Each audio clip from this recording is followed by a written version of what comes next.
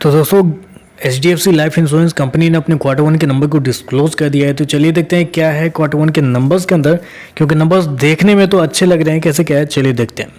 Database के लिए लाख्स में दिया हुआ है, मैं आपको क्रोस में कन्वर्ट करके समझाता हूँ कैसे क्या हुआ है।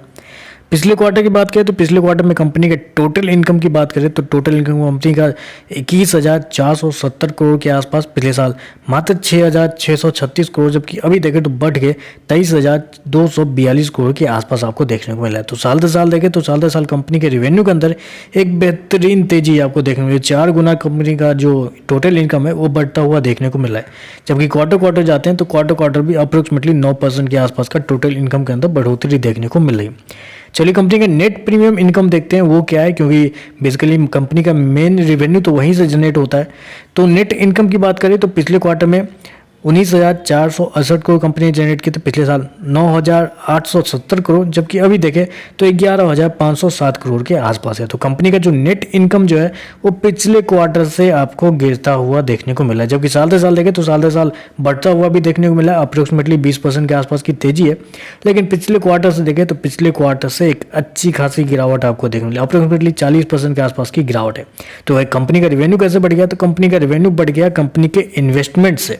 जी हाँ, कंपनी का इन्वेस्टमेंट की वजह से कंपनी का जो रेवेन्यू है वो आपको बढ़ता हुआ देखने को मिल रहा है। पिछले साल कंपनी का इन्वेस्टमेंट जो था वो लॉस में था, जबकि इस क्वार्टर में कंपनी का इन्वेस्टमेंट अच्छा खासा प्रॉफिट में है, जिसकी वजह से कंपनी का जो रेवेन्यू है वो आपको बढ़ता हुआ देखने को मिला है। लेकिन याद रखिएगा कंपनी का जो मेन इनकम जहाँ से जनरेट होता है वो कंपनी का पिछले क्वार्टर से कम है 40%। चलिए कंपनी के खर्चे क्या होते हैं वो देख लेते हैं।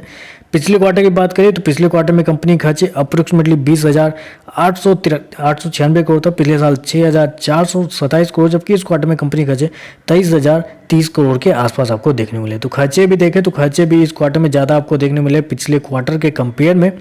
चलिए कंपनी का नेट प्रॉफिट क्या निकल के आता है वो देख लेते हैं, उसके बाद देखते हैं कंपनी का NPA और EPS देख लेते हैं।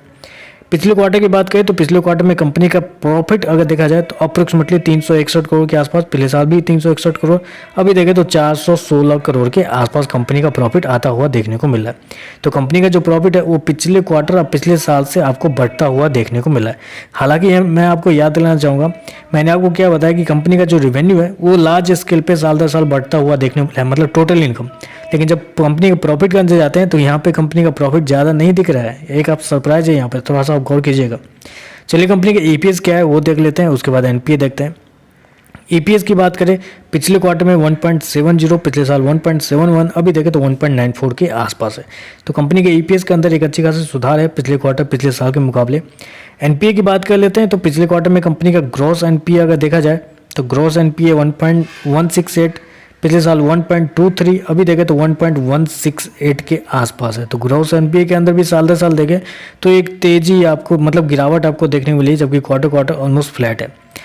ग्रॉस NPA का परसेंटेज देख लिया जाए तो परसेंटेज भी ऑन एन एवरेज फ्लैट ही देखने को मिल रहा है। तो ओवरऑल देखें तो NPA के अंदर भी कुछ ज़्यादा चेंजेस नहीं है, लेकिन ओवरऑल अगर मैं नंबर को कंक्लूड करूं तो मुझे बस एक जगह थोड़ा सा दिक्कत लग रहा है, वो कंपनी का जो इंटरेस्ट इनकम है वो कंपनी का क्वार्टर लार्ज अमाउंट में गिरता हुआ देखने को मिला है। वो थोड़ा सा सरप्राइज है। देखते हैं मार्केट कैसे किस नंबर पर रिएक्ट करता है, टोटल इनकम पर जाता है या ग्रॉस इनकम के ऊपर जाता है। लेकिन ओवरऑल देखें तो मेरे हिसाब से थोड़े से कमजोर नंबर देखने को मिला है।